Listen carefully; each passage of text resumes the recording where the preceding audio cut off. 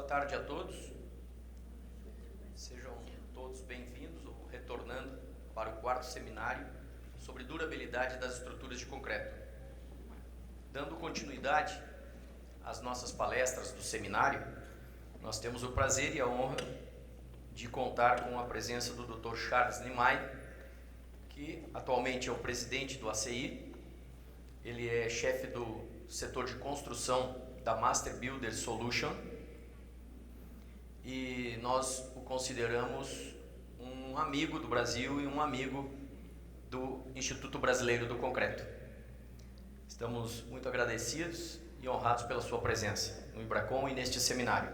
O Dr. Charles Nimay vai falar para a gente sobre a importância da durabilidade na sustentabilidade da construção feita em concreto. Please, Dr. Charles Nimay, come here. This space is yours.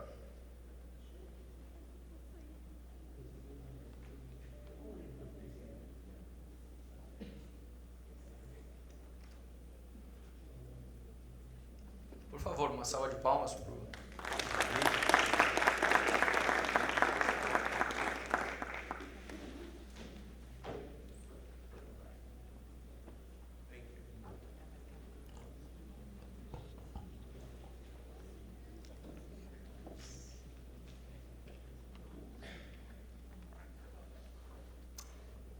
afternoon, and please forgive me. I used to come to Brazil quite a bit, for about 10, 12 years, but this was before, most of you were born, and then I think since about 2007 or 2008, I haven't been to Brazil, so I forgot all my Portuguese. I'm kidding, I didn't really know anything to start with. Anyway, thank you all for being here, and I'm going to be talking this afternoon over the next 25 minutes or so about the importance of durability in sustainable concrete construction. Okay. All right.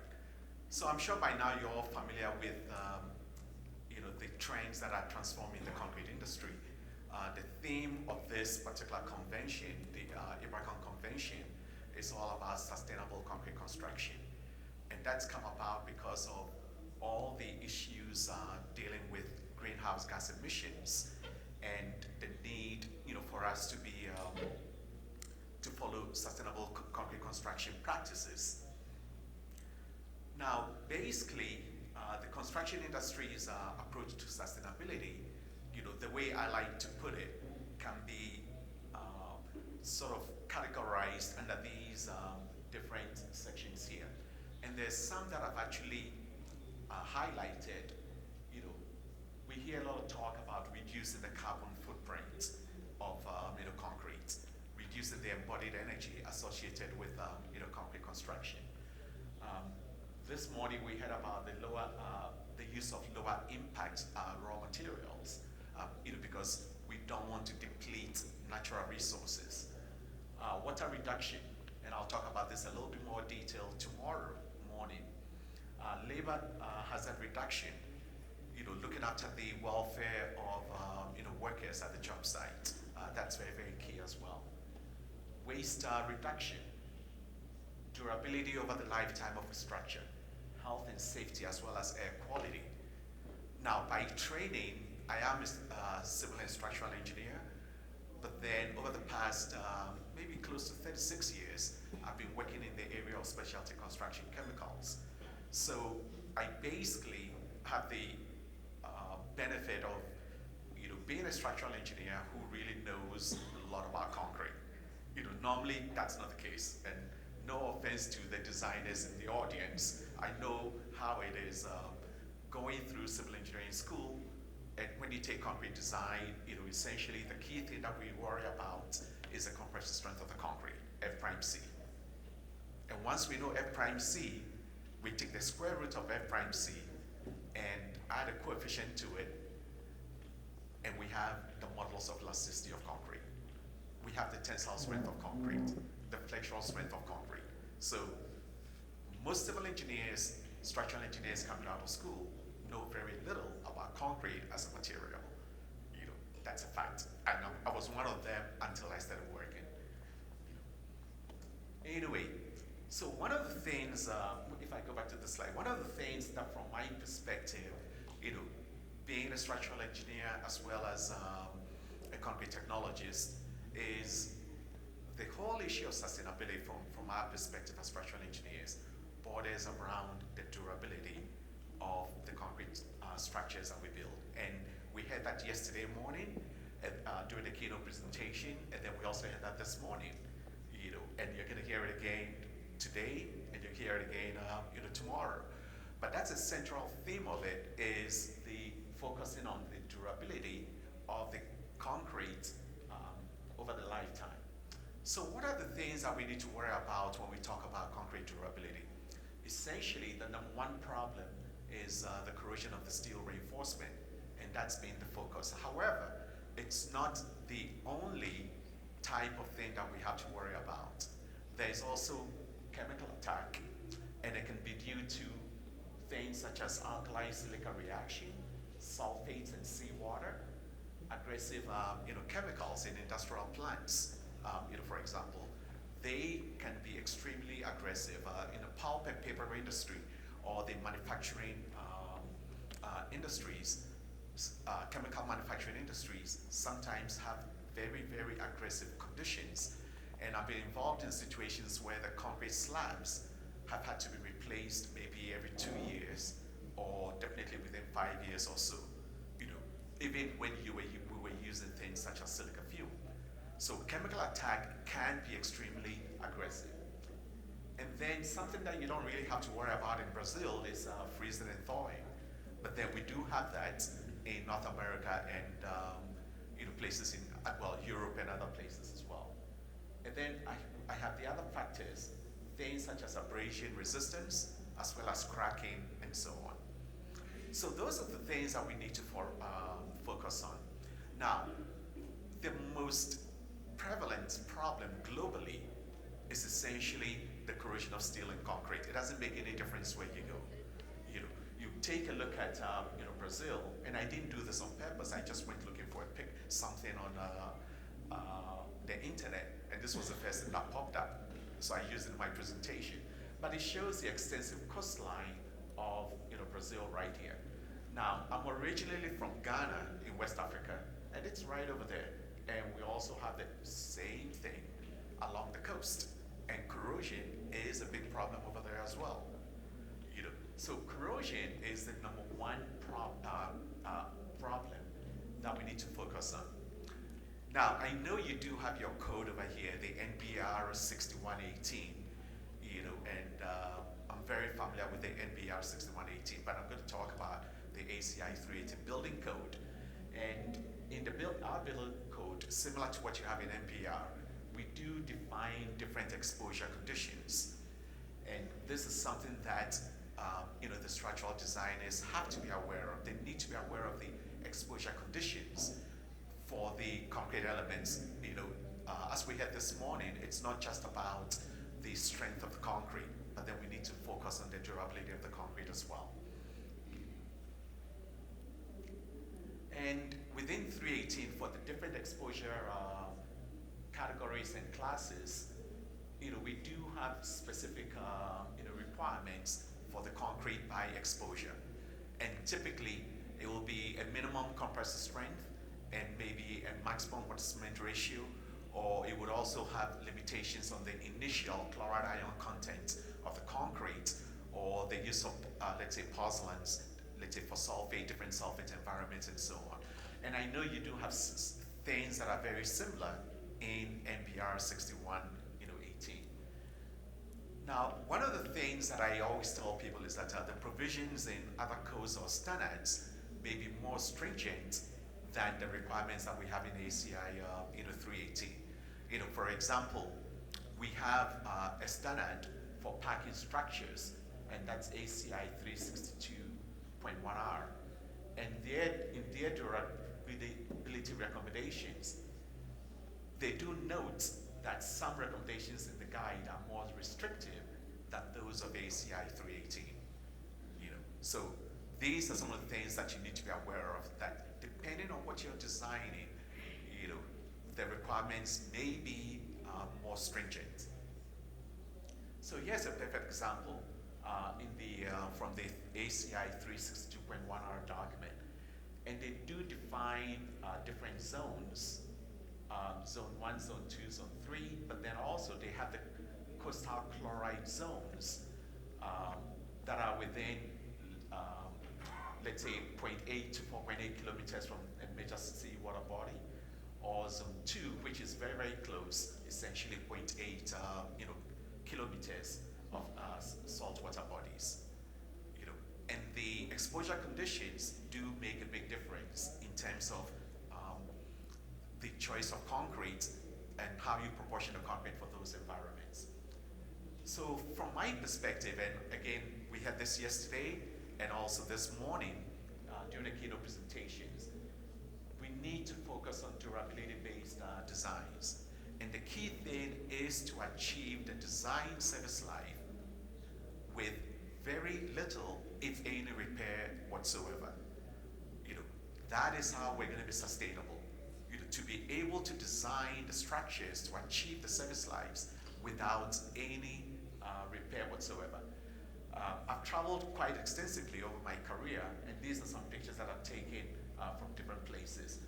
This is a solvent exposure thing from the PCA, so that's from one of their documents. But these are pictures that I took in Puerto Rico, and they have a very aggressive chloride environment, extremely aggressive chloride environment. And this particular structure, this bridge, was just about 30 years old at the time that I took these photographs, and they had to replace the bridge.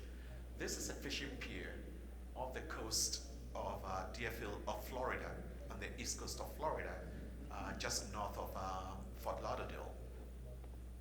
At the time that I took this particular photograph, they had closed the fishing pier to pedestrian traffic. They wouldn't even allow pedestrians to go on there, and they had replaced it with another fishing pier. That's how bad it is. This is supposed to be a pre-stressed pile, and this is what's happened to it. And this is something that I've seen not just in the US, but also in Africa and other places where inadvertently or not knowingly people use sea sand in making concrete. And of course, this is what happens. I'll be going to Ghana in about 2.5 weeks, and one of my best friends in Ghana, called me a few months ago. He was sitting at his desk. He has a concrete roof over a certain portion, and a chunk of concrete fell. Fortunately, it got held by the false ceiling, but he has to move out of the house now so they can fix the roof and make some additional repairs. So corrosion is a big problem, not just in Brazil, but worldwide. This was some pictures that I took in Puerto Rico, my first time over there. And I like to use them to illustrate the high cost of corrosion.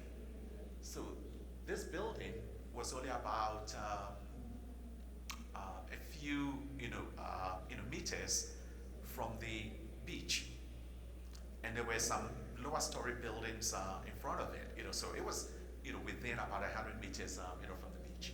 At the time when I was there in 1992, it was being repaired. I went back in 2003. The corrosion was back. I went back again in 2019, and they repaired it when I was there. They were repairing it. Went back again in 2019, and it's back again. This is not sustainable. Corrosion, once you get chloride into the concrete and corrosion begins, it becomes an autocatalytic process. The only way to stop it will be by getting the chlorides out using electrochemical extraction techniques, or using galvanic anodes or cathodic protection to stop the corrosion process. But if not, you will repair it and it'll keep coming back again. So what are some of the options that are available for the design engineer? Essentially, use of corrosion resistant concrete is one of the options. And we can use permeability reducing systems or corrosion inhibiting admixtures or a combination of the two. And they work extremely well. Other things that we have available are what I call surface barrier systems. Putting a membrane over the concrete, let's say on a bridge deck or in a parking structure, to prevent the chlorides from getting into the concrete. We can also get into the use of steel surface protection systems, like epoxy-coated reinforcement, where we actually have something at the surface of the steel, or alternate reinforcing systems, like galvanized steel reinforcement, stainless steel, if you can afford it, or even yet still non-metallic reinforcement, such as FRP. And then you can also use cathodic protection. So these are some of the different things that are out there that we can use to protect structures from corrosion. Now, one of the options that I prefer, is the use of pozzolans, and specifically ternary blends. We saw this morning, from the presentation on LC3, the significant reduction that you get in chloride ingress using the LC3 material. This is a study that was done by Professor Michael Thomas and his grad students at the University of Toronto, where they did diffusion, they did migration tests on ordinary Portland cement, fly ash concrete, silica film concrete, and then a ternary blend of silica film and fly ash. Now, you can see from here the significant reductions that you get with fly ash and silica film. But then look at the combination, the ternary blend really reduces the diffusion coefficient. Now, they took all of this information and then did numerical modeling with that using the solutions to Fick's second law. And you can see here the effect on the predicted chloride ingress for the different systems. So this is the ordinary Portland cement. And if you assume that your concrete cover is around 50 or 60 millimeters, you can see that this will go into corrosion very, very easily or very quickly. This is a fly ash and a silica fuel. And it's amazing how they actually track each other. And we saw that from what was presented this morning in terms of LC3 being sort of somewhat independent of age, and then the fly ash actually tracking high very quickly in terms of the effect on resistivity. And so that's exactly what's going on here. But then this is what you get with the ternary blend. So to me, the use of the ternary blend system is my number one go-to solution. However, there's always an issue because the concrete producers will need to have the right number of silos available to be able to store these materials. And these materials also have to be available in the specific locality where they might be needed. So there are some issues with supply chain that we need to be aware of. But beyond that, if you have access to these materials, using the ternary blend more than anything beats anything else. Now, next thing is the use of corrosion inhibitors. The ACI 318 building code now recognizes and has in there, makes reference to chloride corrosion inhibitors that basically inhibit chloride-induced corrosion. And there are several products in the marketplace. Calcium nitrite is one of the most widely used, and then there are different organic-based materials. Now, all of these technologies work, but to varying degrees. But my thing is, you can couple them. So have a good quality concrete to start with very low permeability, and couple them with the corrosion inhibiting admixtures to essentially get the best performance that is needed. Now, the California Department of Transportation, is very progressive in the United States when it comes to durability issues. And currently, they have in their books to design designed for 75 years. And they basically ended up using different types of, they modeled different types of cementitious materials and came up with prescriptive recommendations using fly ash Portland cement, fly ash silica fume, this is a ternary blend, silica fume by itself, and then also slag cement in a bid to get to 75-year design life. And they did all of that by using Live 365. Now, this is a free software. You can just Google it, Live 365 software, and you can get it, read the manual, and then just use it. We've done it in such a way that you can have user inputs. You don't have to rely on the inbuilt parameters that are there. You can also have put in your own user input, so that works very well. Now, the only thing I would like to say is being in the field all these years, one of the things that I know is that design and construction related issues can short circuit anything that you as a designer might do for to increase the durability of concrete. So that is a problem that is out there. Now, what are some of the things? So to assure concrete durability, things such as proper detailing, concrete cover, proper specifications, the production of good quality concrete, following best construction practices, proper maintenance, all of them are very key. And then we have to worry about cracking. Now, where does concrete cover come into this? This morning, in response to a question about carbonation, our keynote speaker talked about increasing concrete cover. Modeling carbonation is very easy. So we can use a combination of good quality concrete, increasing the carbonation coefficient, or the concrete cover, or a combination of the two, to protect against carbonation of concrete and subsequent corrosion. So that's something that's available. But obviously, as a designer, some of the things you also have to worry about will be the weight of the on the structure. So we got to balance those things.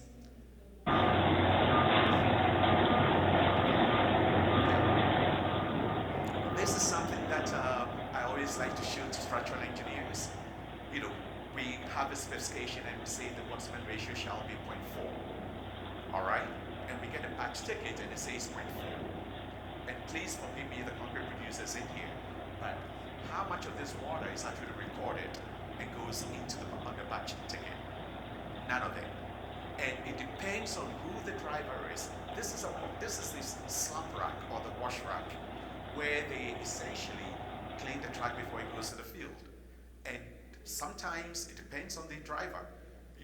They put in a whole lot of extra water. That doesn't go on the ticket. So you might have a specification that calls for 0.4 Boltzmann ratio, and what the concrete that's actually batched may not be at a 0.4 Boltzmann ratio. Just something to keep in mind. I find that hilarious. Other things that we need to worry about: concrete cover for the reinforcement, is it provided as specified? So you specify a 60 millimeter concrete cover. Do you get 60 millimeters out in the field? Minimizing delays, proper placement, consolidation, and finishing, as well as curing, extremely critical. Now, let's look at the effect of not having the proper cover. So you design a structure for 60 millimeter cover, and you can see, I'm looking at different options here. This is the base case, straight Portland cement. These have pozzolans and different things. And let's say in this particular situation, I'm able to, based on modeling, get to 155 years, 60 millimeter cover, that's as designed. And then out in the field, due to poor workmanship, instead of 60 millimeters, you end up with 45 millimeter cover. You right there short-circuited the life of the structure. You designed it properly, it was not executed properly. That makes a real big difference. What about this? And this is a real project. This was a project in Nevada. And after their first 2 concrete trucks, they realized they had a problem, so they stopped pouring concrete. Nevada is in a seismic area, so that's why you have highly congested reinforcement. They pulled the forms and then they realized what had happened. They had to tear it down and then eventually redo it all over again. But it caused a delay of 6 months in the project. This particular structure is supposed to be a wastewater treatment facility.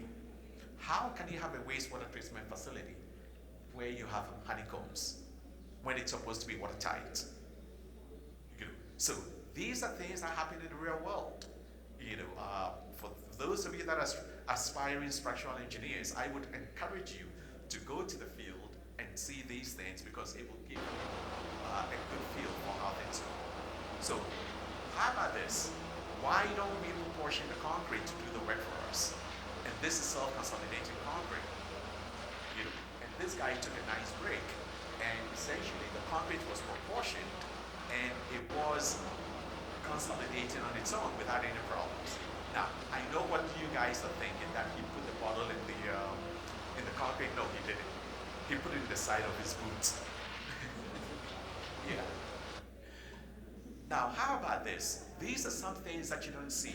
So you have a drill shaft, and the drill shaft is supposed to work by friction, right? I mean, or depending on whether you drive it all the way into the bedrock or not. How can this work if the concrete doesn't flow through the cage? You have a problem. And these are real life photographs. And again, this is where the use of our self-consolidating concrete makes a real big difference. And this was from a natural project where the self-consolidating concrete essentially went in and was displaced in the water. And you can see the water coming out of there. But all the post-mortem tests that were done basically show that you had extremely good consolidation of the concrete. So there are things out there that we can use to ensure that we get good construction. Cracking will compromise durability. This was a study that was done in California, and this was a bridge deck. They used the irregular concrete mix, and then on the adjacent side, they used the same mix, and all they did was to add a shrinkage reducing admixture to it. 9 months later, they went back and they inspected it, and this was about 20 years ago. 9 months, this one had already cracked, was already leaching material. On the other side, no cracks. So guess what? In California today, Caltrans, they require the use of shrinkage reducing admixtures in all their bridge decks. And they couple that with fibers to end up with a crack-free, what they call a crack-free bridge deck program, saving a lot of money in maintenance cost over the life of the structures. So these things are possible. We can actually achieve things. So here are a few things to ponder, and then I'll wrap up and we'll take some questions. When we look at a lot of codes, and we look at the durability provisions, no specific guidance is provided in the codes on how to step-by-step design a concrete structure for a particular service life, whether it's 50 years or 75 years or 100 years. You don't have that guidance in the code. The code tells you this is your maximum water spend ratio. This is what you need to use in terms of other materials and so on, your minimum cover and so on. But it doesn't tell you that if you do all of that, you would actually get the service life that you're looking for. So as structural designers, we need to educate ourselves and find out, okay, what else can we do to get to the service lives that we need? And this is where the use of durability enhancing materials would most likely be required. Supplementary cementitious materials, durability enhancing admixtures, corrosion resistant reinforcement. Now, ACI, and I'll talk a little bit more in detail about this tomorrow, has formed a center of excellence that we call NEX for non-metallic building materials. And I'll say a little bit more about the activities of NEX tomorrow morning. The other thing is a challenge to material suppliers, like the company that I work for. We need to have better characterization of materials. We need to understand the limitations and potential effects of materials on long-term durability. And we have to strive to improve products in order to ensure concrete durability. And this is where the use of we also need to develop new durability enhancing products in order to meet industry needs. You know. And to all of the students in here, aspiring PhD students, we need help. We need to come up with realistic durability models that we can use in design. We do have models now for carbonation-induced corrosion. We also have models for chloride-induced corrosion. So those are there.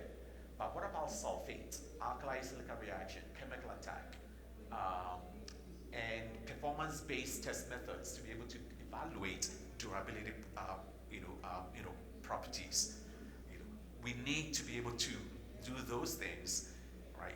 So, for example, mitigation of sulfate attack. If we look in the code says your maximum Boltzmann ratio is, let's say, 0.4, 0.45, depends on the exposure class.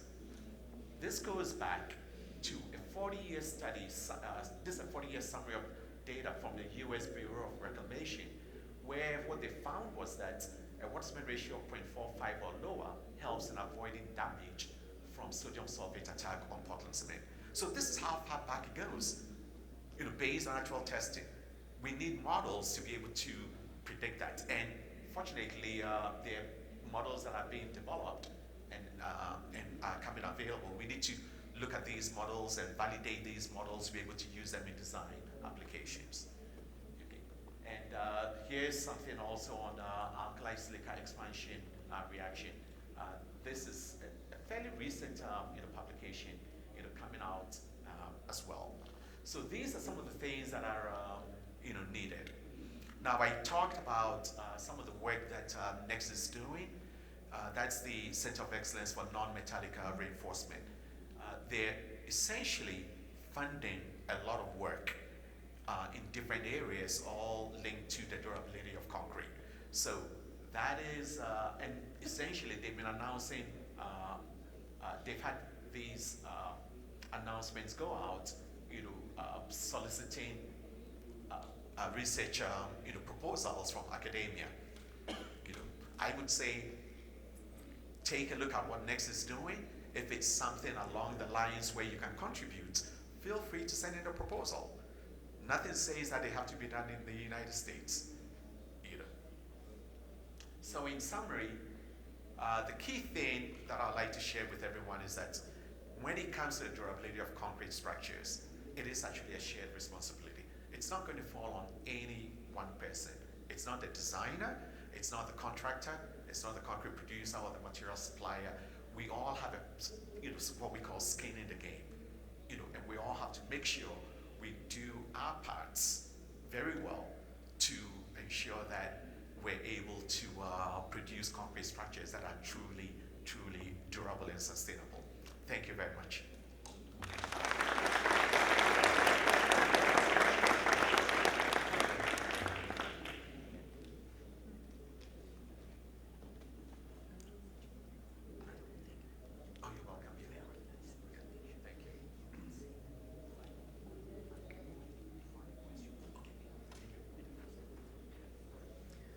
Obrigado, Dr. Charles de May, pela excelente apresentação. E gostaria de imediatamente chamar a próxima apresentação, que é da professora Maria Positieri, uma querida amiga também do Brasil, querida amiga do IBRACON, professora da Universidade Tecnológica Nacional, Faculdade Regional de Córdoba, e também da nossa Alcompat Internacional, Alcompat Nacional também da Argentina. Professora, muito obrigado pela sua presença, é um prazer enorme recebê-la aqui. A professora vai falar sobre expansões em concretos devido à reação álcali agregado e sulfatos.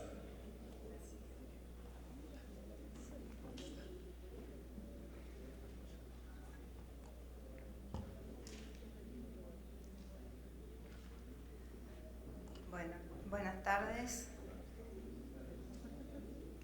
Yo voy a hablar en español, a pesar de que hace muchos años que vengo a Brasil. todavía entiendo bien el portugués, pero me cuesta hablarlo, así que van a tener que tener un poquito de paciencia. En primer lugar, quiero decirles que estoy muy feliz de estar aquí festejando los 50 años de Ibracon. Felicito a todos los integrantes de Ibracon.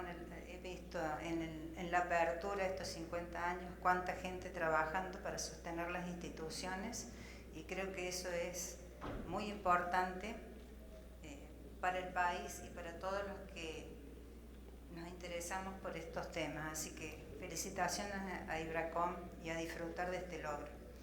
Quiero también agradecer al profesor Paulo Elene, que me invitó a venir al Congreso, y a Ennio Pacini, que me invitó a este seminario, así que muy agradecida de poder compartir con ustedes estos momentos. Vamos a hablar un poquito entonces de las expansiones en el hormigón por estos dos fenómenos que son la reacción álcali-sílice y el ataque por sulfatos. Cuando pensé cómo presentarles este tema, siempre hay dos caras de la moneda. Entonces, cuando nos situamos en la patología, podemos decir que en algún momento podemos estar interesados en cómo prevenir esos fenómenos y que esos fenómenos no produzcan daños en las estructuras, y eso lo vamos a hacer tomando en cuenta normas, recomendaciones, investigaciones, y en cuenta también el contexto en el cual estamos trabajando. Y por otro lado nos encontramos con el problema cuando ya la estructura está dañada y tenemos que ver cómo diagnosticarla fehacientemente para poder tomar medidas que a veces pueden solucionar el problema o no. Entonces, esa misma documentación la vamos a abordar desde un punto de vista distinto para poder contribuir de alguna manera. Si ustedes se fijan en esa figura, nosotros ahí vemos unos cuadraditos de color anaranjado y unos cuadraditos de color verde en un marco de color blanco.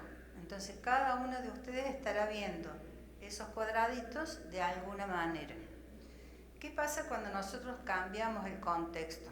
Ahora colocamos líneas azules, líneas amarillas, líneas azules, y estamos viendo los colores de una manera distinta. Si solamente intercambiamos el orden de los colores, ponemos primero amarillo, luego azul, luego amarillo, otra vez la cuestión cambia y vemos las maneras de cosas distintas. Esto es lo que se llama efecto camaleón, y muchas veces cuando investigamos en los laboratorios, cuando abordamos un tema, estamos viendo las cosas así. Algunas veces la vemos de una manera, otras veces la vemos de otra, de acuerdo a la información y a cómo estamos procesando los conocimientos. Y cuando hablamos de patologías, esto es muy común. Entonces, puede ser que nos encontremos desde el lado de la confusión, porque tenemos una obra con problemas y no sabemos cómo abordarlo, o no nos alcanza la información que tenemos disponible, o puede ser que estemos investigando y entonces estamos cumpliendo un proceso para conocer mejor el fenómeno.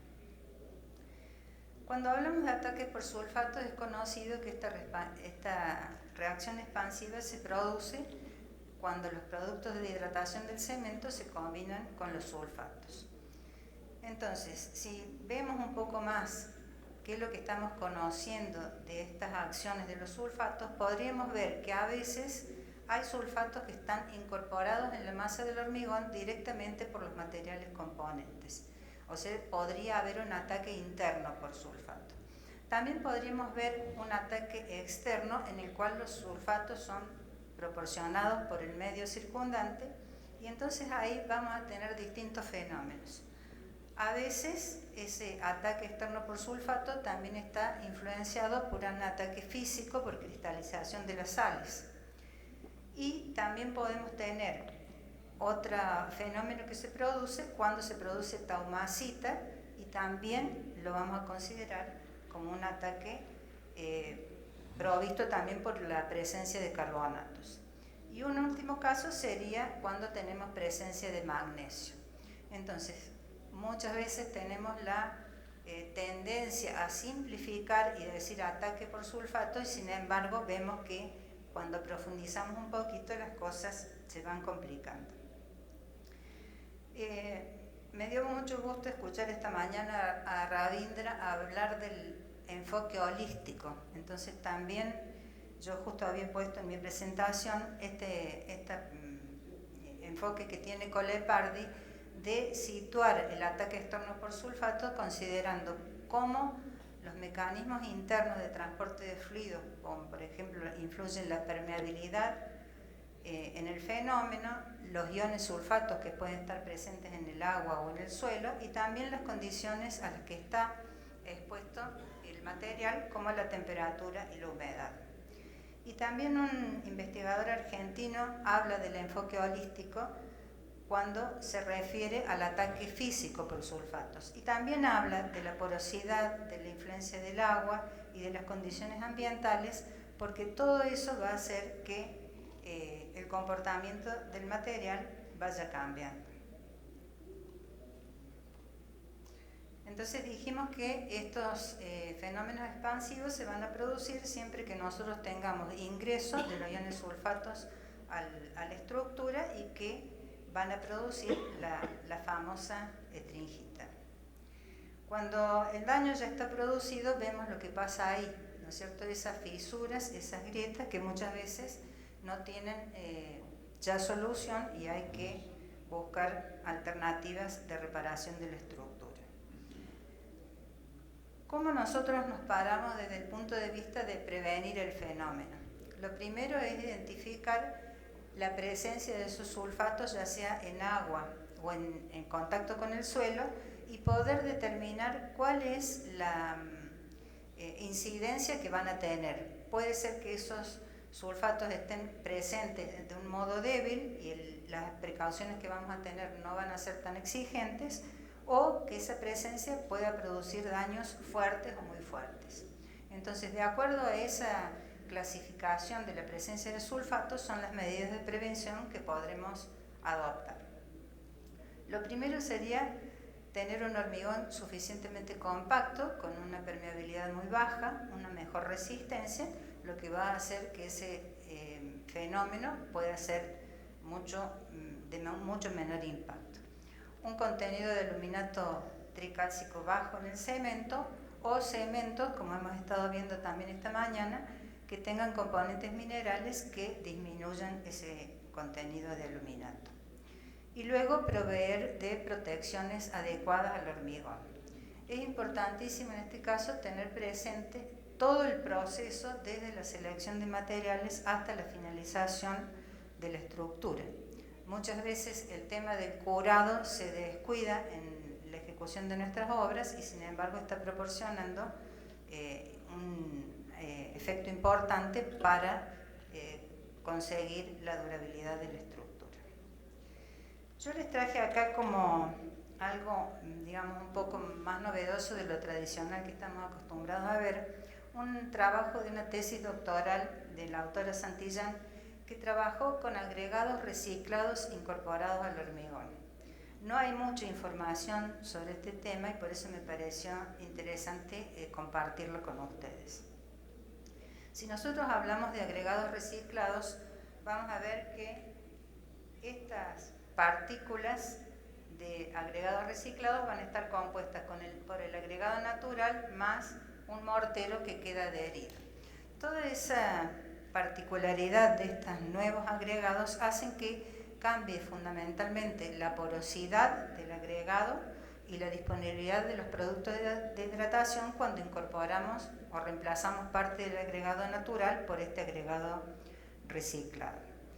En el plan de trabajo, Lautaro seleccionó hormigones originales, los trituró en laboratorio y con ese material reciclado dosificó hormigones con distintas condiciones y reemplazo de agregados reciclados para ver cómo se comportaban. Primero dijimos que entonces las diferencias físicas de los agregados naturales con respecto a los reciclados están fundamentalmente en la capacidad de absorción de agua debido al mortero que está adherido en las partículas, el desgaste superficial que tienen esas partículas y la densidad. Si nosotros vemos acá en este primer gráfico, esta sería la absorción de los agregados naturales y cómo varía ampliamente cuando el agregado es reciclado. Y lo mismo pasa con el desgaste. Por supuesto que de la misma manera varía la densidad. Y después también tenemos que tener en cuenta las diferencias químicas entre los agregados naturales y los agregados reciclados, debido a que ese mortero que está adherido en las partículas recicladas puede tener algún aporte de sulfatos y también depende del cemento inicial con el cual se elaboró el hormigón, va a ser el contenido de aluminatos que vamos a tener en el producto final. Todo eso también va a estar influenciado por el porcentaje de reemplazo en la masa de hormigón. Bueno, aquí tenemos también un ejemplo de cómo caracterizó este doctorando la reactividad potencial del agregado reciclado, tomando muestras de testigos de distinto diámetro y hay unas curvas de expansión. Estas son para los testigos de diámetro más pequeño de 2,5 milímetros y estas muestras están manifestando la expansión también en los testigos de 7,5 milímetros. Entonces, este ejemplo lo puse porque muchas veces los métodos de ensayo que utilizamos también tienen que ser adecuados para poder sacar conclusiones que sean confiables y entonces habrá que analizar si esos métodos están debidamente validados para sacar conclusiones que sean que aporten datos interesantes.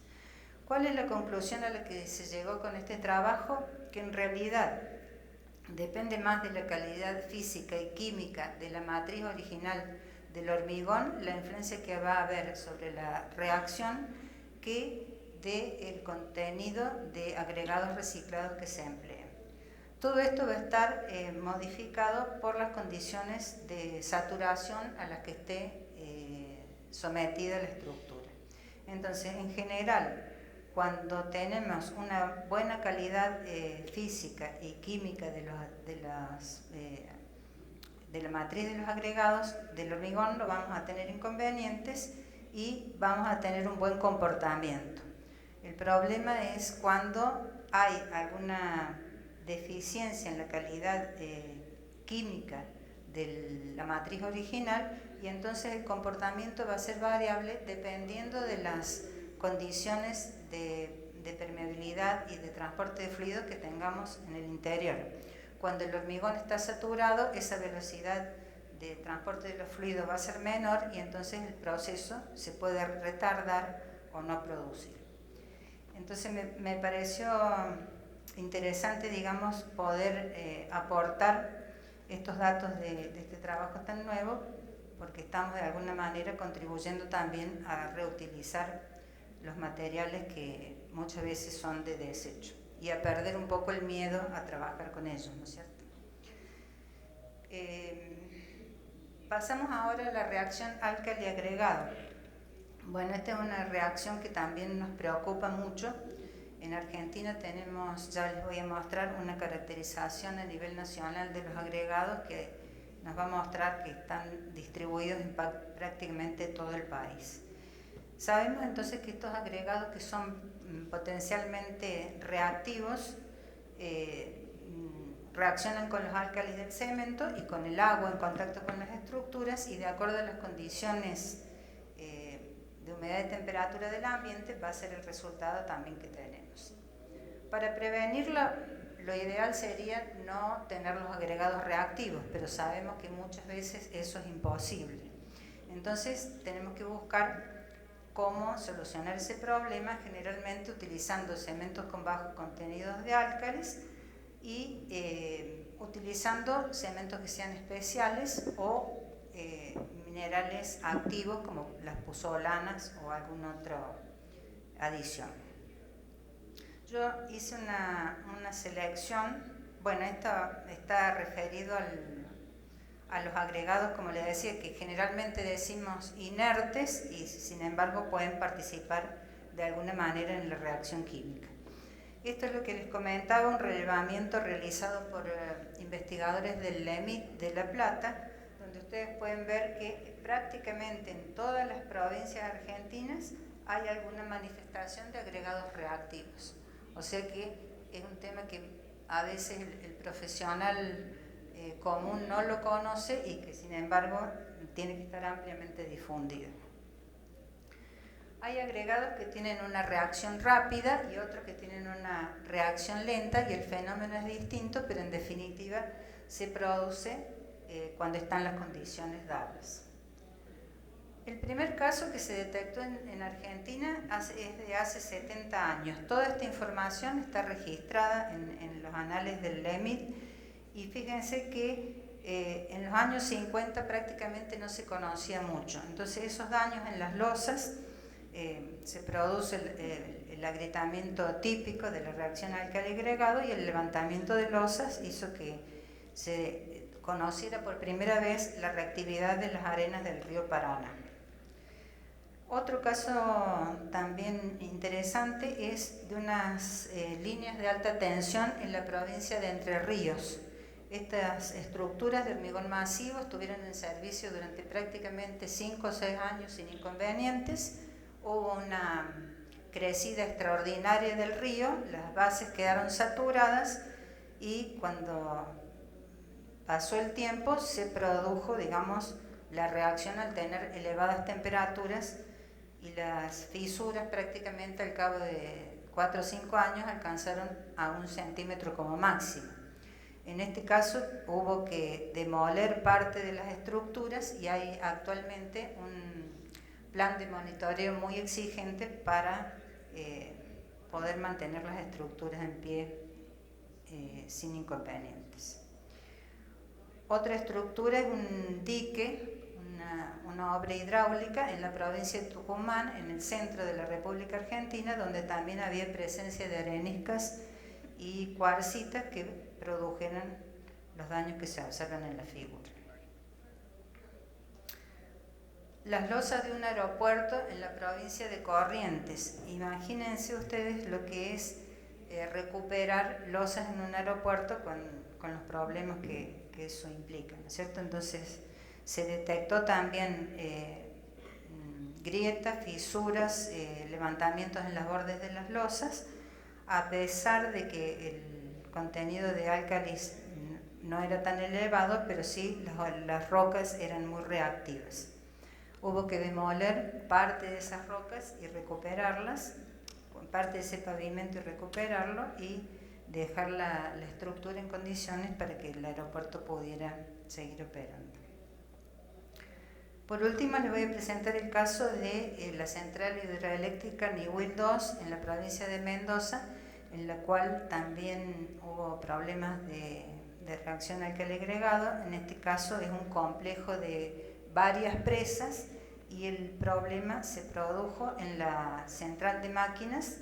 Es una central de máquinas de grandes dimensiones, una estructura de hormigón masivo y se tomaron testigos para para hacer el diagnóstico.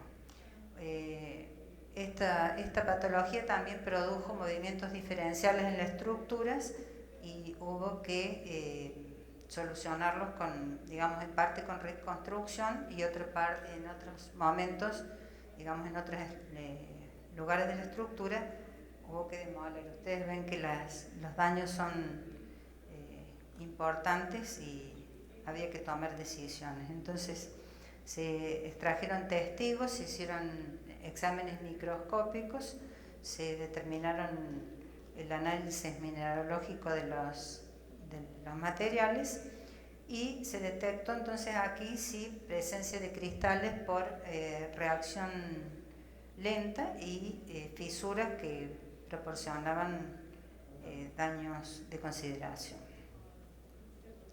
Ahí tenemos un detalle de los síntomas que tienen estas estructuras.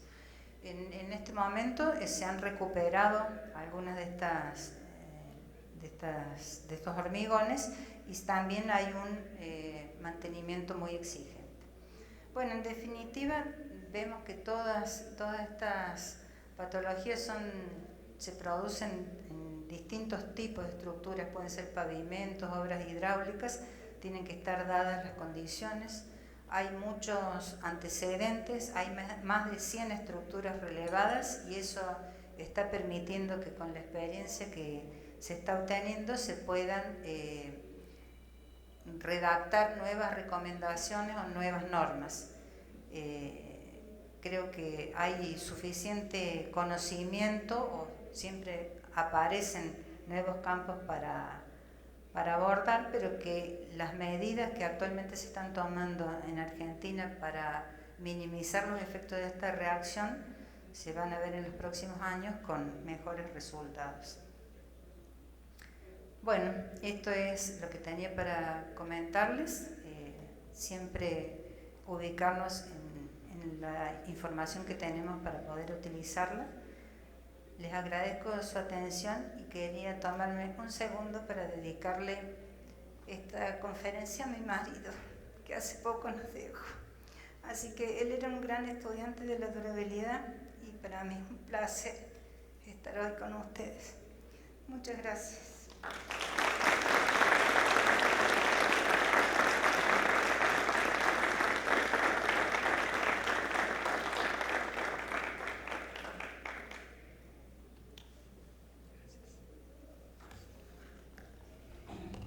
Muito obrigado, querida professora Positieri, por essa excelente apresentação. Agora eu vou me chamar. Dá uma volta aqui. Meu nome é Enio Pazini Figueiredo, da Universidade Federal de Goiás. Atualmente estou presidente da UCOMPAT Internacional e atualmente estou vice-presidente do Instituto Brasileiro do Concreto. Vou conversar com vocês aqui sobre uma maneira de eu dizer para vocês que nós estamos trabalhando num tema, num comitê técnico CT 802, Alcompat Brasil e Bracon, sobre manutenção e reabilitação de estruturas de concreto. Vocês viram que foram apresentadas várias normas aqui pelos nossos colegas de outros países. Nós, nessa área de reabilitação de estruturas, nós temos uma norma EN 1402, 1404 da Europa, e nós temos também normas dos Estados Unidos sobre reabilitação de estruturas de concreto. Mas nós não temos normas no Brasil. Nós não temos normas no Brasil sobre reabilitação de estruturas de concreto. E fazemos muita reabilitação de estruturas de concreto.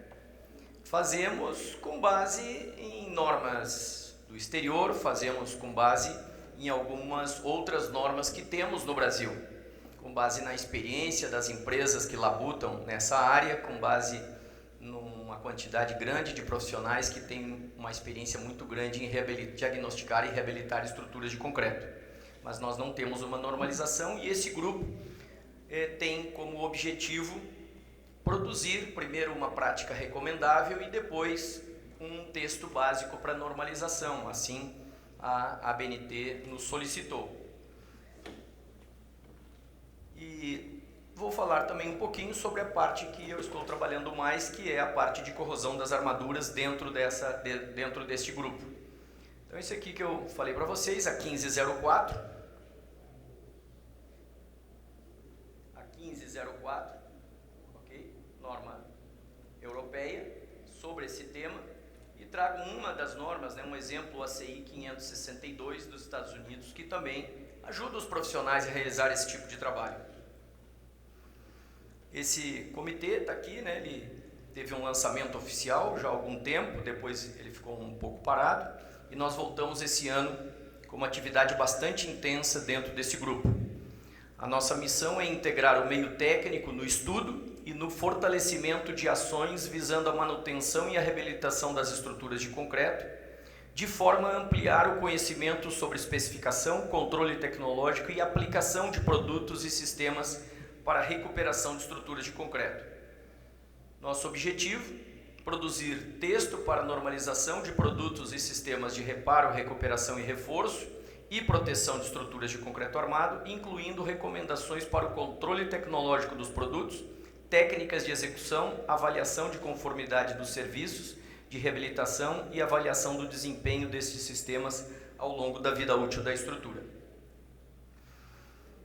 Atualmente estão trabalhando de uma forma mais dura, né? Quem vos fala, que coordeno esse comitê técnico 802, engenheiro Michel Haddad, que é o secretário desse CT, Thomas Carmona, que está trabalhando na área de ancoragem e emenda de armaduras para reabilitação estrutural, Maurício Garcia, que está trabalhando sobre reparo e recuperação da geometria do elemento estrutural, Emílio Takagi, sobre recuperação estrutural por injeção de fissuras e vazios, Michel Haddad, produtos e sistemas para proteção do concreto, quem vos fala sobre corrosão das armaduras, avaliação da extensão e procedimentos de reabilitação, e professora Aride Paula Machado e professora Gláucia Dalfré sobre sistemas de reforço estrutural. Assim estamos trabalhando. Então vamos aqui à parte que eu estou trabalhando mais. Nós já vimos aqui nas diversas apresentações a importância da corrosão da armadura neste cenário, neste contexto de manifestações patológicas nas estruturas de concreto e também a sua implicação na durabilidade das estruturas de concreto armado na sua vida útil. Antes de qualquer coisa, antes de a gente pensar na reabilitação dessas estruturas de concreto, nós temos que pensar no diagnóstico. Assim a gente defende, né? E assim a gente quer introduzir isto de maneira efetiva dentro dos nossos produtos. O diagnóstico, não só pela sua própria importância, mas também o diagnóstico é importante para que, ao entender o mecanismo de ocorrência de qualquer uma das manifestações patológicas que vocês estão vendo nesse seminário e já viram também em outras apresentações no 63º Congresso do IBRACON, é importante para entender, né, e também para que a gente consiga prevenir que estas manifestações patológicas ocorram em novas construções. Então essa é uma coisa muito importante. O diagnóstico tem que me servir para isso. Assim como o diagnóstico também tem que me servir para melhor reabilitar as estruturas de concreto. Nós entendemos como fundamental essas duas coisas quando se fala em diagnóstico. Bom, vamos colocar a armadura lá dentro do concreto. Basicamente, essa armadura está protegida de duas formas. Uma forma física e uma forma química, né? A química está ali, relacionada à manutenção desse elevado pH, que é produzido pela matriz cimentícia. Então, nós temos uma proteção química que faz com que essa armadura fique protegida por uma camada que nós chamamos de passivante ou passivadora, formada por óxidos, hidróxidos de ferro, que protege a armadura a menos que esse pH seja modificado, diminua para valores abaixo de 9, ou que íons despassivantes, como cloretos, cheguem de forma livre, né, até a superfície da armadura. Então, essa barreira química é fundamental para a passivação da armadura, ok? E a parte física, esse cobrimento, tanto falado já aqui nas nossas apresentações e em outras apresentações. Uma barreira física contra a entrada destes agentes agressivos. Quando esses agentes agressivos entram, através desse cobrimento, nós temos a despassivação da armadura e nós vimos hoje na apresentação da professora Carmen Andrade que está sendo incluído, né, tanto no Model Code como também no Eurocode, essa adição, né, de depois o que nós chamamos aqui no Brasil de vida útil de projeto, depois da perda da vida útil de projeto, uma parte dessa vida útil após a propagação desta corrosão, no caso a corrosão. Então aqui nós temos o diagrama de Pourbet, já bastante conhecido por vários de vocês, onde a gente vê a localização da armadura. Nesse caso, a armadura está localizada nessa região aqui de passivação, com pHs bastante elevados, e com cinética, né, bastante, com potenciais aqui, tendendo aqui ao zero com eletrodo, eletrodo de hidrogênio. Como que isso é afetado? Como que isso é afetado? Isso é afetado basicamente por dois princípios. Carbonatação, que leva à diminuição do pH do concreto. Outras coisas também levam à diminuição do pH do concreto. Um ataque ácido também leva à diminuição do pH do concreto. Mas a gente cita bastante a carbonatação como processo que leva à diminuição do pH do concreto. Aqui uma figura bastante conhecida de todos que trabalham nessa área, do CB de 1984, que mostra aqui um pouquinho desse processo. O CO2 que está no ar entra através da porosidade do concreto, então vence a barreira, aquela que a gente falava, né, por difusão, se difunde aqui nos poros e, aqui vocês estão vendo essa outra figurinha, se dissolve aqui na água, encontra produtos de hidratação do cimento, os hidróxidos alcalinos, aqui nós temos a representação do hidróxido de cálcio, formando carbonato de cálcio, liberando água. Qual a consequência disso? A diminuição do pH do concreto e a desestabilização da camada passiva. A outra coisa é a ação dos cloretos, como também bastante falado aqui. Os cloretos, com raio atômico pequenininho, vão lá e conseguem também perfurar essa camada, atingir o metal e avança a corrosão de forma pontual. É um mecanismo um pouco diferente. Essa figura aqui, então, está mostrando um pouco dessa ação pontual dos cloretos avançando e corroendo a armadura, formando outros produtos. Olha aqui, o cloreto férrico, o cloreto de ferro, aqui, ó, hidróxido de ferro. Nós temos outros produtos aqui nesse processo. Essa, então, é a pilha clássica do fenômeno que nós estamos falando. Nós estamos vendo a formação de duas regiões para que esse processo ocorra. Primeiro, nós temos a destruição da camada passiva, a desestabilização dessa camada passiva, pela chegada, então, de uma frente de avanço de carbonatação, ou frente de avanço de pH 9, e frente de avanço dos cloretos. Chegam aqui e aí é criada uma região de caráter anódico, que é a região que perde massa, a região que se corrói.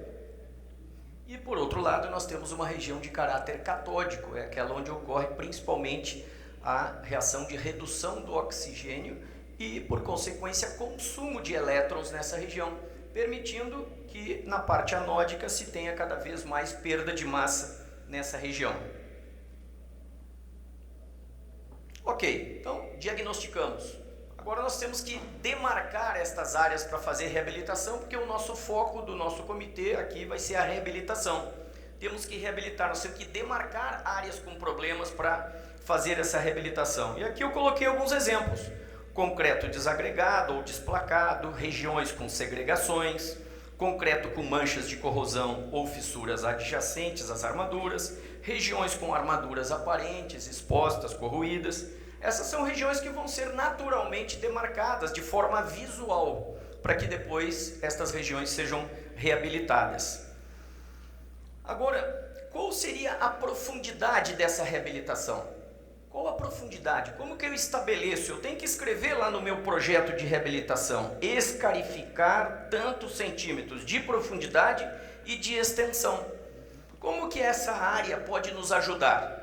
Eu posso utilizar algumas técnicas para estimar essa profundidade e para estimar essa extensão. Então, para estimar essa profundidade, eu posso fazer avaliação de profundidade de carbonatação ou profundidade de avanço do pH 9 no concreto. Vou lá e digo, olha, eu tenho que remover tantos centímetros de concreto carbonatado ou de concreto com pH abaixo de 9. É uma das técnicas para a profundidade. Outra técnica que me ajuda na profundidade, aspersão de nitrato de prata. Então, a gente vai lá, faz aspersão de nitrato de prata, forma um sal branquinho, se tiver cloreto livre, que é o cloreto de prata, e aí, por colorimetria também, a gente vai verificar pontos, né, manchas brancas de sal cloreto de prata, e consegue, então, estabelecer, ter uma estimativa de profundidade desta reabilitação. É outra forma de se pensar em profundidade da reabilitação. E outra forma é pelo perfil de cloretos. Perfil de cloretos, eu vou lá, retiro uma amostra de concreto e peço para o laboratório me dizer quanto de cloreto tem da superfície até 20 centímetros, até 20 milímetros, de 20 milímetros a 40 milímetros, de 40 milímetros a 60 milímetros, e isso também vai me dar a ideia de que profundidade eu tenho que escarificar para poder remover o concreto contaminado, tá ok? Comparo com os índices da nossa ABNT-NBR 12655 ou da 6118 e vou lá e digo, olha, até aqui eu tenho cloretos acima dos teores críticos da nossa norma. Então são procedimentos que devem ser feitos, porque como que eu vou saber qual a profundidade de avanço da reabilitação se eu não vejo cloretos? Se eu não vejo pH? O olho não é uma boa ferramenta para isso. E nós temos isso à disposição já há algum tempo para poder falar de profundidade. Aqui eu só trouxe um exemplo para vocês de um perfil de cloretos. Esse perfil de cloretos, por sinal, é da Ponte Costa e Silva. Aí alguém pode perguntar, mas por que fazer perfil de cloretos da Ponte Costa e Silva aqui em Brasília, que estamos tão longe do mar? Porque aqui na nossa região, em Brasília, Goiânia, nós temos casos importantes de estruturas que têm corrosão por cloretos, porque foram concebidas já com cloretos colocados na água de amassamento. Então, esse aqui me deixou bastante tranquilo, porque na Ponte Costa e Silva, essa que vocês já devem ter passado ali, do Niemeyer, uma linda ponte,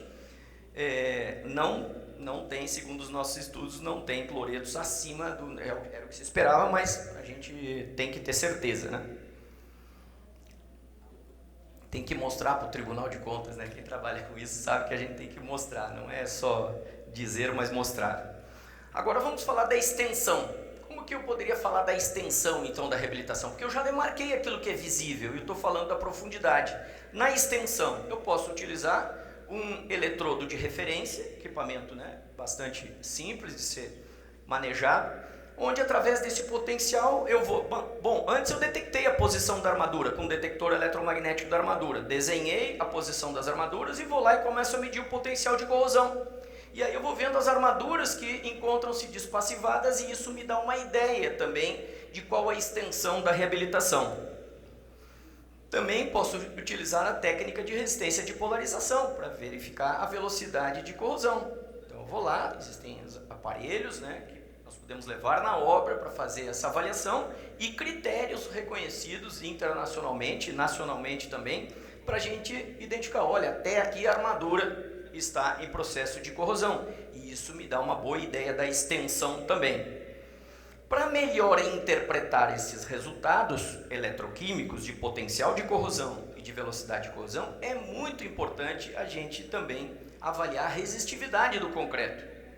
Muito importante. Ou, reconhecendo como funciona a pilha eletroquímica, pelo menos fazer aquelas medidas molhando o concreto, diminuindo a resistividade do concreto, para a gente ver se isso tem uma influência na cinética da corrosão da região onde eu estou medindo.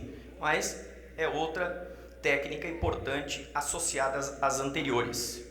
Por exemplo, eu tenho isso aqui, eu posso lá, visualmente eu posso demarcar quais são as regiões que vão ser reabilitadas. Mas eu posso, com estas técnicas que eu acabei de mostrar para vocês, saber qual é a profundidade ou saber qual é a extensão. Então eu vou lá, faço medidas de resistividade do concreto, de potencial de corrosão, de velocidade de corrosão e estabeleço até onde eu tenho parâmetros, né, onde eu posso dizer, não, aqui a armadura, tanto pelo potencial quanto pela velocidade de corrosão, não apresenta corrosão, mesmo baixando a resistividade do concreto. Então, claro que eu não posso chegar em desenhos, né, muito heterogêneos, mas esses valores me dão uma ideia de que aquele pilar deve ser, por exemplo, escarificado até 60 centímetros, onde eu vou conseguir pegar a maior parte dos casos de armadura que estão em processo de corrosão. Então essa demarcação deve ser feita aí com formas regulares, como vocês estão vendo aí naquela figura. Ok, então eu já demarquei, já sei profundidade, já estimei profundidade, estimei extensão, eu vou lá e vou remover o concreto.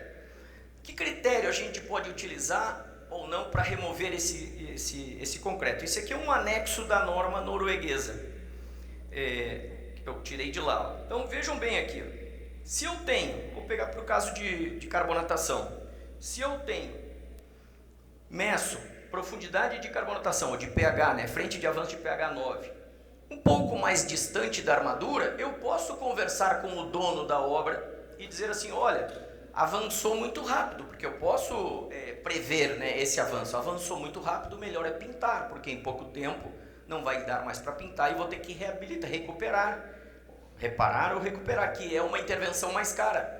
Então aqui eu posso decidir ainda fazer uma coisa ou outra. Obviamente que se isso está mais avançado, quando eu tenho uma frente de avanço de pH 9 na armadura ou além da armadura, obviamente aí não, eu tenho que tomar a decisão de reparar ou controlar a velocidade do processo até que eu tenha recursos, por exemplo, recursos públicos ou privados para intervir nessa estrutura. Quais são as técnicas que eu tenho? Estou falando agora de remoção do concreto, né, concreto que não está são. Que técnicas nós temos? Muitas técnicas, né? Aqui eu tenho como fonte ali principal o nosso livro do CITED, publicado em 2003, está em espanhol, e depois em 2005 em português também, produzido por vários colegas, né, da Iberoamérica. Aqui está a professora Carmen Andrade, o professor Pedro Castro, não sei se a Maria Positieri participou também, não sei se eu estou esquecendo de alguém aqui. Vários colegas produziram esse material. E ali a gente coloca várias formas, né? Escarificação manual, disco de desbaste, escarificação mecânica, jato de granalha, lixamento elétrico. Vou passar rapidamente por alguns. Escarificação manual. Pessoal, isso aqui é um crime até, pessoal. Se a gente tem uma região grande, quem já viu um profissional trabalhar dessa forma, sabe que ele vai fazer 5 minutos, 10 minutos, 15 minutos, 30 minutos bem na nossa frente, mas depois ele não vai conseguir. Mas está aí, né, um trabalho pequeno, talvez um concreto ruim que a gente consegue remover mais facilmente, a gente consegue, mas o ideal então é contar com esses rompedores, que a gente também tem que estabelecer peso deles, né, 5 quilos, 10 quilos, com equipes que vão se alternando para que esse trabalho seja mais eficiente e que a gente consiga também que a mão de obra consiga trabalhar de forma eficiente. Coloquei alguns exemplos para vocês então, com algumas imagens. Lixamento elétrico também. Coloquei jato de granalha, algumas técnicas. Martelo de pinos, disco de corte, queima controlada. Então, se eu tenho que remover, por exemplo, uma pintura polimérica, quero remover, eu posso utilizar essa técnica. Eu não sei se tem aqui, não sei se vai aparecer, mas eu estou gostando de utilizar uma outra técnica para remover pintura sobre concreto.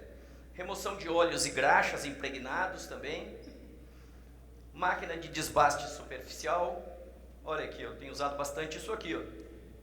Inclusive aqui na ponte Costa e Silva, do Niemeyer também, no Maracanã, usei dessa forma. Então é um jateamento, é um hidrojateamento de alta pressão, mas com bico na forma de leque. Então ele vai removendo essa pintura de uma forma mais fácil e expondo as áreas que a gente tem interesse de reabilitar. Depois vem algumas questões aí durante esse procedimento de remoção, e aqui também tem um pouco do anexo da norma norueguesa. Se a gente, por exemplo, vai utilizar um material projetado, a gente pode ter uma situação como essa aqui, ó. E isso aqui eu que modifiquei da norma norueguesa. Estava reto aqui, ó, tinha um ângulo reto, onde a gente tem uma camada muito pequenininha de material sujeita à quebra ali. Então eu mesmo fiz assim, olha, acho que é melhor fazer um canto vivo aqui para ter uma maior massa de material, principalmente se for um piso ou alguma coisa sujeita à passagem de pessoas e carros. E a outra coisa que a gente deve cuidar é exatamente isso, né? Escarificar de maneira a não permitir a formação de bolsas de ar, que, obviamente, principalmente em aquelas reabilitações onde o elemento está escorado. Então, o elemento está escorado, eu vou lá, produzo uma bolsa que pode ter um tamanho grande, tiro a escora, entra em carga armadura, nem toda a carga vai ser distribuída para toda a região. Então, isso é uma outra coisa importante que tem uma implicação no desempenho depois da reabilitação. Ok, agora limpeza das armaduras. Aqui nós estamos vendo uma armadura, né, atacada, aqui, isso aqui é corrosão por cloretos. Se a gente utilizar uma escova com cerda de aço, não vai remover todos os cloretos, pessoal. Vou repetir, se eu utilizar uma escova com cerda de aço, não vai remover toda essa quantidade de cloretos. E esses produtos de corrosão aqui, ó, contém cloro, íon de cloro, cloreto. Okay? Se eu não remover isso e concretar, tem vários artigos, inclusive a dissertação de mestrado do Rafael Duarte, que eu orientei, que mostra que a corrosão volta nesse caso.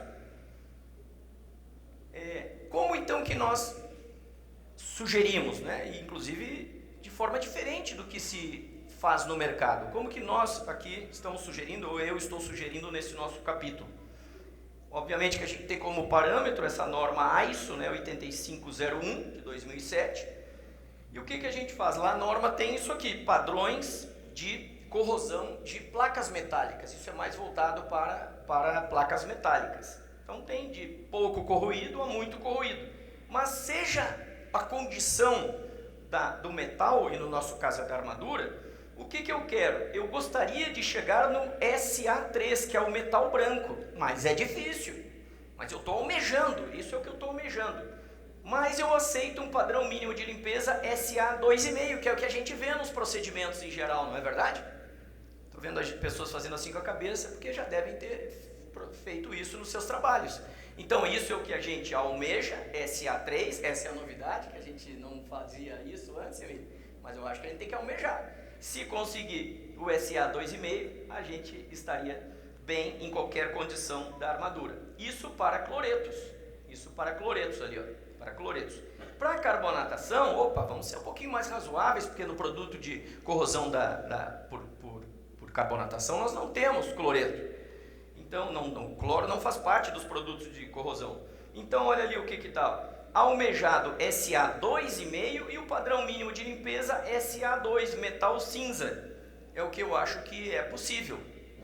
Por quê? Porque se vocês colocarem uma armadura, mesmo aquelas que estão no canteiro de obra dentro do concreto, que está com um pouquinho de corrosão, se vocês colocarem lá dentro da estrutura, vocês vão ver que depois de 6 meses ela vai ficar cinzinha. Porque vai existir a redução daqueles produtos de corrosão. Aquilo lá não avança, tá bom? Então é essa a razão de pensar diferente nos dois processos. Então nós temos vários procedimentos para chegar a essas condições, desde escovamento manual até disco de desbaste. Eu vou mostrar aqui alguns deles, vocês estão vendo aqui. Disco de desbaste, lixa, obviamente que não pode ser para cloretos de jeito nenhum, mas a gente apresenta aí. Esse aqui é por escova com cerda de aço, que eu já mostrei que não adianta.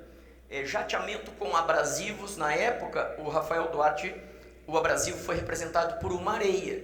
Mas no nosso país, a gente não pode utilizar a areia como abrasivo. Nós temos que utilizar outros abrasivos, como por exemplo a granalha de aço, ou em obras que têm selo de certificação, eu já especifiquei resíduo de pedra basáltica, por exemplo, para ganhar pontos lá na certificação de sustentabilidade.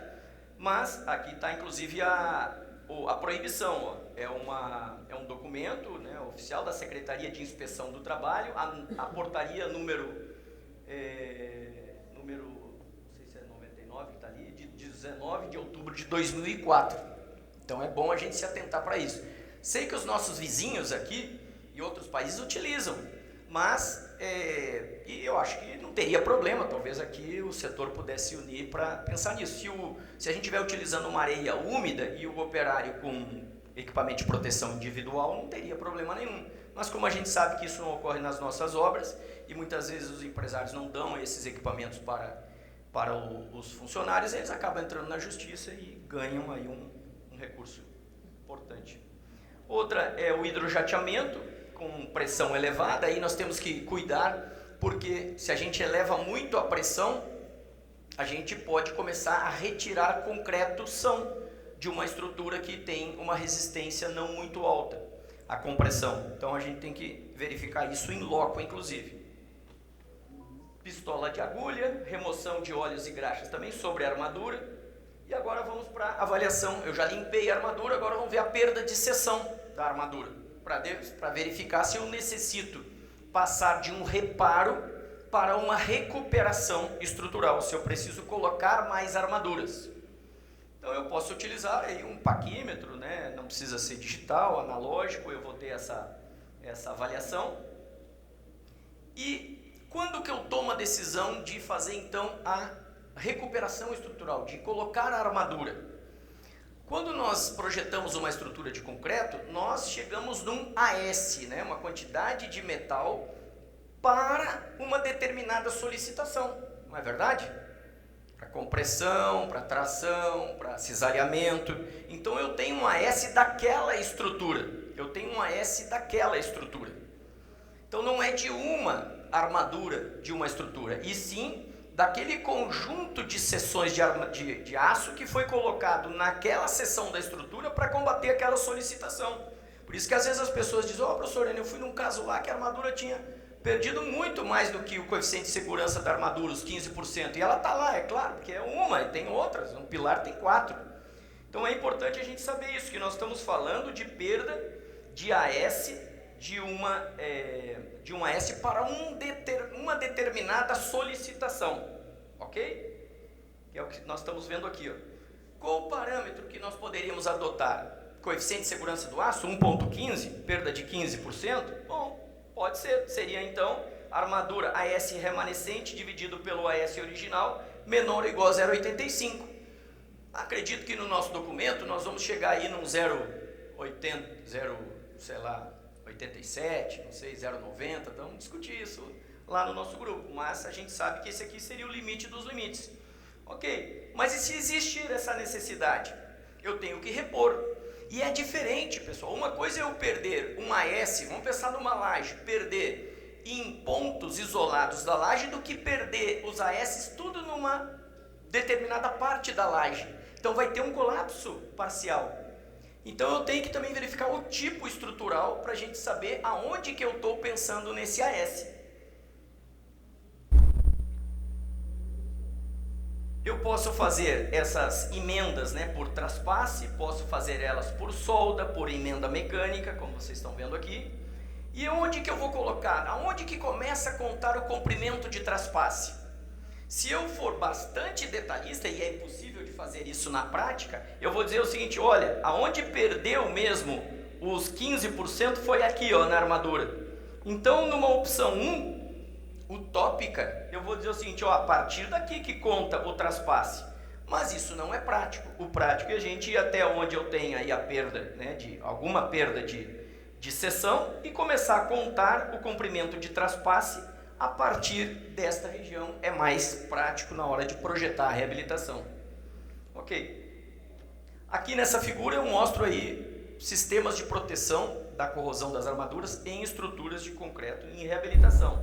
Nós temos as técnicas eletroquímicas, proteção catódica, realcalinização eletroquímica, extração eletroquímica de cloretos. Temos os revestimentos sobre a armadura, que podem funcionar como barreira, como repassivação, como proteção catódica ou como inibição. Temos a realcalinização por absorção e difusão aplicados sobre a superfície do concreto. Temos os inibidores, que podem estar na composição do material de reconstituição da geometria do concreto ou aplicados sobre a superfície do concreto, isso existe no mercado. Revestimentos sobre o concreto, pinturas, cristalizantes, etc. Vamos ter a palestra do engenheiro Emílio depois sobre cristalizantes, depois do nosso intervalo. Ok. Revestimentos aplicados sobre a armadura. Vamos colocar só uma imagem, tem vários tipos no mercado. Obrigado, já estou terminando. Ponte de aderência. Nem sempre nós vamos utilizar todos esses materiais numa intervenção. Podemos utilizar ou não. Em várias intervenções que eu fui responsável, eu não utilizei ponte de aderência por motivos de qualidade de mão de obra, por motivos de temperatura elevada do concreto, que diminui muito o pot life, o tempo de uso, né? E ele acaba não sendo uma ponte de aderência, e sim um plástico que vai impedir a aderência dos dois materiais. Então nem sempre eu estou apresentando para vocês de modo geral, mas eu posso tomar essa decisão de usar ou não. Proteção catódica por anos de sacrifício. Nós temos o querido Luiz aqui, né, que tem muita experiência na utilização de proteção catódica com anos de sacrifício. Nós temos a proteção catódica por corrente impressa.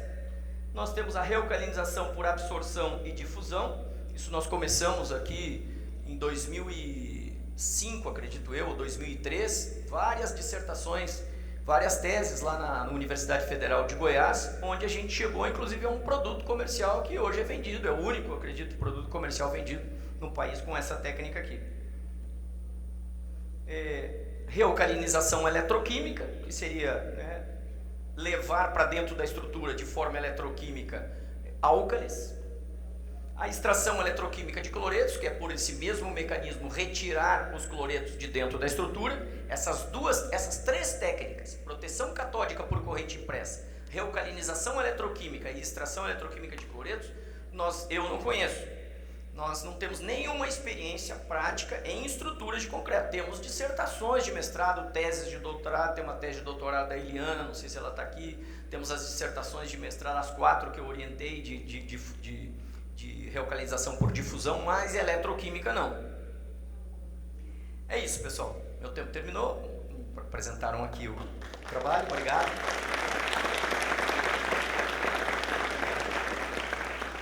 Queria lembrar que nós estamos tendo tradução para o inglês. Eu não sei se vocês estão vendo aí, mas está tendo tradução para o inglês ali, tá? A outra coisa que eu queria pedir é que os palestrantes dessa parte pudessem subir. Come, please, Dr. Namai, para a gente ter uma sessão de perguntas antes do nosso coffee break. Depois do nosso coffee break, nós vamos ter ainda excelentes apresentações. Depois do nosso coffee break, nós vamos falar sobre metodologias de avaliação da corrosão em concreto armado e de técnicas de proteção, ensaios de campo e laboratoriais, com a engenheira Adriana de Araújo, e aumento da durabilidade das estruturas de concreto com cristalizantes, do engenheiro Emílio Takagi. Tá bom? Também gostaria de novamente agradecer aos nossos patrocinadores, Penetron, Master Builder Solution e Gerdau, por possibilitar que esses palestrantes todos pudessem estar aqui. Isso envolve muita coisa, pessoal. Trazer todo esse pessoal para cá envolve muita coisa. A gente tem sempre que agradecer as pessoas que nos apoiam. Bom, está aberto então para que vocês possam fazer. Já temos lá um aqui. Vou gravar aqui as perguntas. Ok, se puder fazer bem devagar, se a pergunta for se for para a professora Positieri ou mesmo para o Nimai, fazer bem devagarzinho para que possa ser feita a tradução. Para o senhor, professor. É para mim? Também, devagarzinho para mim. Eu sou Sérgio Lemos, bom dia, boa tarde já, né? Professor, duas coisas. O senhor falou do tratamento de corrosão, quando a corrosão é convencional, né, que é de fora para dentro, né? Aí, joia. Mas quando a corrosão é uma corrosão de dentro para fora, que tem acontecido muito em casos de pilares que são arvorados, deixam lá, e depois de um tempo... Onde? Quando os pilares são montados e ficam alguns tempos expostos, e com o tempo alguém vai lá e depois continua a obra, e costuma, né? Aí, primeira identificação dessa patologia é uma identificação complicada, porque se confunde até com efeitos de deformações não planejadas e por aí vai. Então, gostaria que, se é que pode comentar sobre isso. E também, eu acho, a questão da pintura das armaduras no processo de corrosão, depois de tratada, eu sempre penso que você cria um potencial, um diferencial de potencial naquele trecho pintado. Seria muito interessante se fosse, no meu entender, quando a gente pinta a barra inteira em construção. Mas no reparo, eu tenho essa minha dúvida. Gostaria que o senhor comentasse. Ok. Muito obrigado pelas perguntas, viu, Sérgio? Primeira, essa é importante o que ele está comentando. Isso vale para aquelas armaduras que ficam no canteiro de obra e que possuem aquela corrosão, uma carepa e depois uma corrosão, ou mesmo naquelas que ficam nas estruturas. Pode falar. Isso. Então, o que eu queria comentar é o seguinte: depende. Se for aqui em Brasília que ficou essa corrosão, ou se é em Goiânia aqui, ou se for no interior de São Paulo, no interior do Paraná, se for no interior do Brasil, né, para dentro do Brasil, não na costa, não tem problema nenhum. É claro que é bom retirar aqueles produtos de corrosão. Não vai aumentar a aderência, mas também não vai avançar aquele processo de corrosão, por causa da alta alcalinidade da pasta cimentícia. Aqueles produtos de corrosão, eles vão se reduzir ali dentro. Ok? Então não tem importância. Agora, se for lá na tua cidade, que é Recife, e ficar lá, aqueles produtos de corrosão têm cloreto. Então aí sim eu vou ter que remover. Isso é muito importante, tá ok? A outra pergunta, pintar. E aí me dá a chance de dizer o seguinte: quando eu faço um reparo, quando eu coloco um material mais impermeável, ou menos permeável, para dizer, né? Menos permeável, na região ali que eu estou reabilitando, que é a mesma coisa do que tu estás dizendo, eu vou pintar a armadura com um material menos permeável, eu não consigo, e eu vou dizer bem claro, eu não consigo uma aeração diferencial a ponto de dar uma diferença de potencial para iniciar o processo de corrosão. Quando ocorre isso que vocês veem em sucessos de reparo localizado, é porque não foi feito o diagnóstico. Então a pessoa fez ali a intervenção e as outras micropilhas do lado continuaram avançando. Então é um problema de diagnóstico, não é um problema do material de reparo, não é um problema daquela intervenção, porque a aeração diferencial pode contribuir para a propagação, a cinética, mas não para iniciar, no caso de estruturas de concreto armado que estão sendo reabilitadas. Tá bom? Por favor. Puder dizer o nome e de onde vem? Boa tarde para todos. Meu nome é Alejandro Rojas e eu sou da Colômbia, Universidade Javeriana, de Cali. Minha pergunta é para o professor Charles. Professor, hoje a gente está falando de sustentabilidade no concreto, né? Eu acho que é muito importante a durabilidade e o projeto pela vida útil. Porém, eu estou vendo com preocupação que ainda nós temos muitas normas prescritivas que estão se focando no projeto, sim? Sei lá, relacionado ao cimento, conteúdo de material cimentante, sim? Mas quando é que o mundo vai virar para normas de desempenho, onde nós consigamos controlar a porosidade do concreto feito na obra, por exemplo, com a permeabilidade ao ar?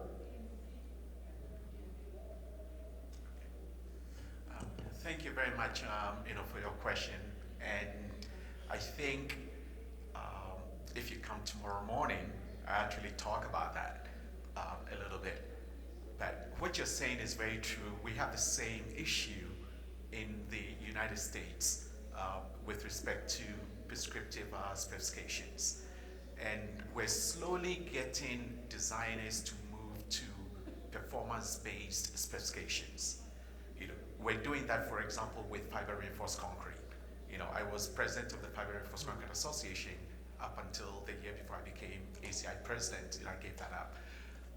But we're focusing on performance-based specifications in some areas. The thing, though, is that